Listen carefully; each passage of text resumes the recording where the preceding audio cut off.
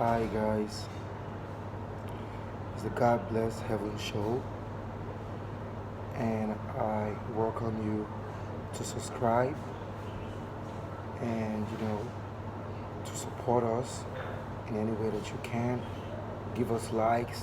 You know, I'm trying to reach 100,000 subscriber, so please just support us. So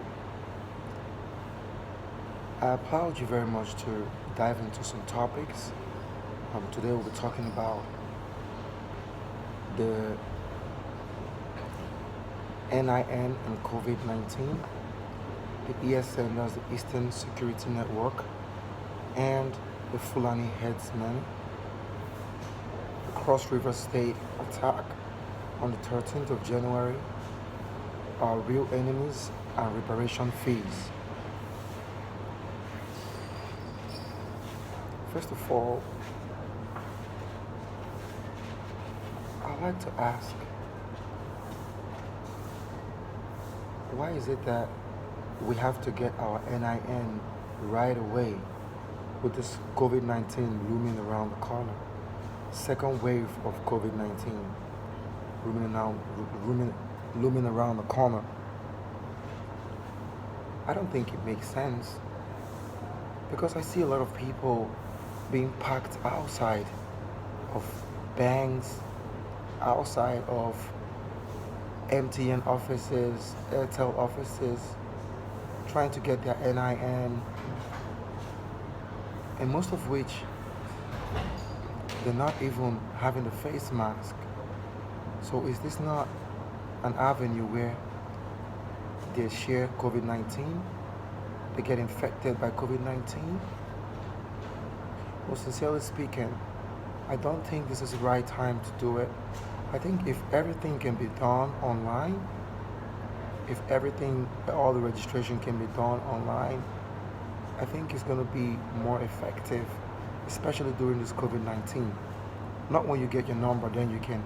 I know that there's an app for it, but then you need to get the number first before you can use the number and then acquire your NIN, activate it online. It's true you can activate up to 7 numbers, 8 numbers. I do applaud you. I applaud the Nigerian government for actually making this work, even having an app online. It's very, very important. Then the thing is, you can't use this as an avenue to spread COVID-19. Is it that do you want to spread COVID-19 in the East or what? Or what's the plan? I don't think that's the plan. So please, if there could be an action to restructure the way in which people acquire their number, if it can be acquired online, fine, best. And also Nigerian people, Nigerian citizens, please listen to the authorities. When you're being asked to go that you're not supposed to, be there, standing there, wanting to get your NIN, you go. Most of the times they have a list of people who are supposed to be there. But if you're not supposed to be there and you're told by the authorities to go, you respect yourself and go, because what ends up happening is that you don't even get it. You just stay outside there all day long, and then you cluster in a huge amount of number, and then you just stay together and spread COVID-19. A lot of people are dying right now. At least I've counted at least 4 or 5 people around me who just died, and most of these people really want to go out there and get their NIN. They've been trying it. So this is not the right time. Next thing is the ESN. With all due respect, Nigerian government are trying their best to curtail the Fulani herders who go from villages to villages, killing innocent farmers. But the best is not enough, because these men keep going and keep doing what they're doing. No one is calling them to justice. No one is we've not seen them arrested, persecuted. We've not seen the news condemning them as terrorists. Instead, they just say it's bandits, people who kill hundreds of people. and go free. It's not fair, you know. This is not what we should do. We should be doing as a country. We should be actually fighting out our real enemies. Look at the attack that was done the other day in Cross River.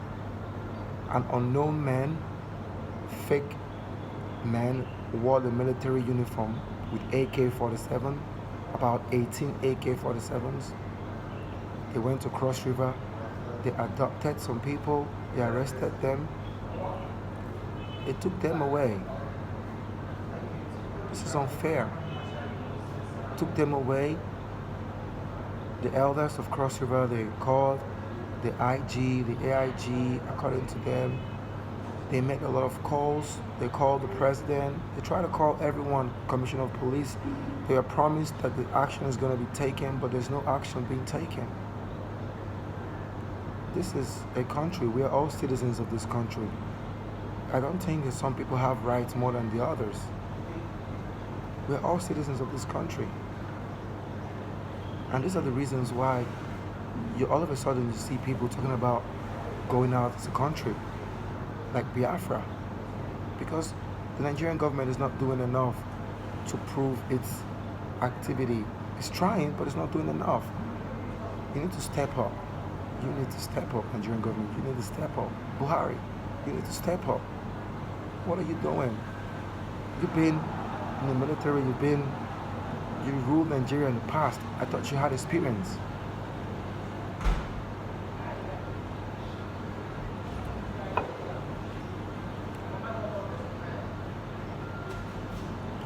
I thought you had experience already in this field. But you're slacking. And this is uncalled for. As a president of the nation, you're supposed to address most of these issues. You're supposed to put them into shape. Our real enemies are not Africans, Igbos. Instead, our real enemies are white people, the French, the British, London, America, slave masters, people who took our people through slavery. They're our real enemy. We go up and down trying to borrow money from IMF, trying to lend money from IMF, trying to lend money from World Bank, trying to lend money from the US. It's not called for. These people owe us reparation fees. They owe black people, black slave reparation fees for working for them for over 400 years without any salary or wages. We literally built these nations that call themselves developed nations today. Go back and look at history. We built them. We built Europe, literally. The resources from Africa built Europe. So if not for anything, at least pay us for the wages, the work that we have. We went through, our forefathers, our great forefathers went through labor to build these nations. We need reparation fees. We don't need to borrow money from these people. We need people to stand up for black people all over the world. We're being treated like animals. We're being humiliated. When we go to the airport, we're being humiliated by these people. You go through everything you go through at the embassy. You apply for visa, and you get denied severally. And then you scale through. After applying severally, you pay the visa fee. And at the end of the day, they say you're qualified to go to this country.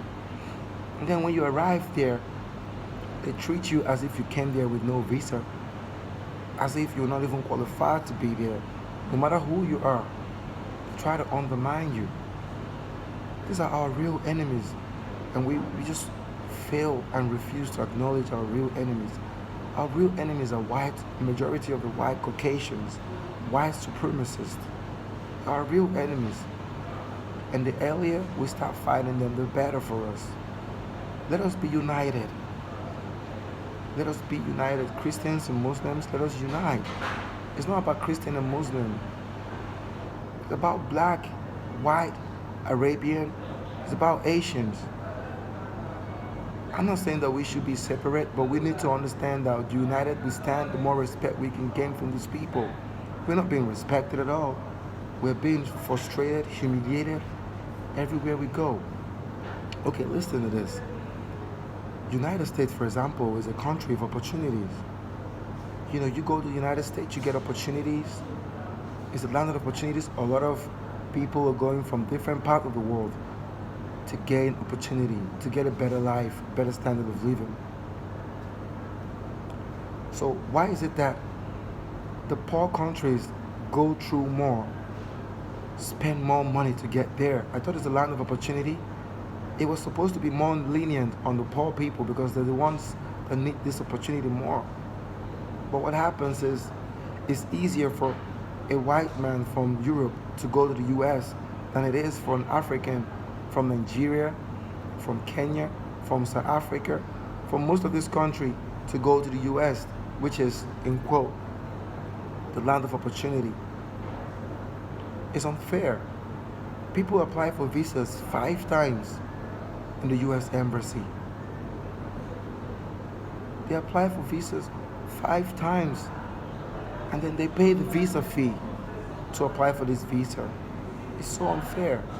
I just thank God that they've deducted or they've cancelled or disbanded the visa fee to the US.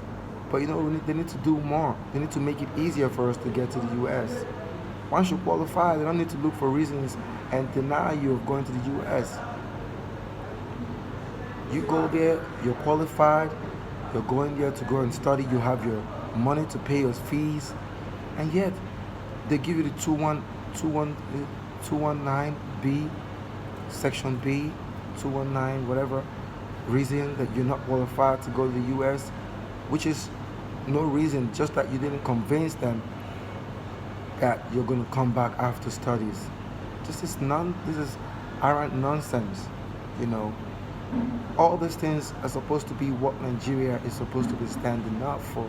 Supposed to be standing up for black people around the world and not creating disintegration in its country between the Igbos, the Hausas, the Yorubas, and all the big ethnic groups that we have. We're supposed to be united under one umbrella, if not for nothing. We're supposed to be united. We're supposed to empower our youth. We have one of the largest number of youths in the world, and we're not doing anything to empower our youths. It's just like we have engines that are not running. When you don't run a new engine for a while, it gets rusty. Nigerian youths are getting rusty. We need to do something about it. So what I'm doing about this is I'm trying to bring investors to Africa. It's not been easy. It's been very difficult because as a Nigerian, before people can believe in you, it's very difficult. I'm trying to bring investors to Africa to support African scientists who have inventions and there's no one to support them. They have scientific inventions and technologies that they want someone to invest in, but there's no one supporting them. So what I'm doing is I'm trying to link them with investors who are interested to invest in these fields or in this industry, in this untapped industry. Nigerian government, you need to do more. Buhari, you need to do more. Governors, you need to do more. We need to restructure this economy. Different individual states need to give money to the federal government and not take allocations of budget every month from the government. If we keep doing this, we're not going to be able to achieve anything. The only thing that we're going to be able to achieve is to pay salary. We're not going to be able to build industries to create jobs. We're not going to be able to invest in weapons in the military to become more powerful. We're not going to be able to invest in infrastructure.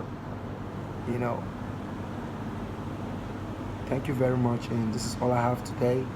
I hope if you ever intend to get deep in any of our topics, you can call in on 080-8548-3737, 080-8548-3737, and if you call in internationally, you can call on +234-80 85483737.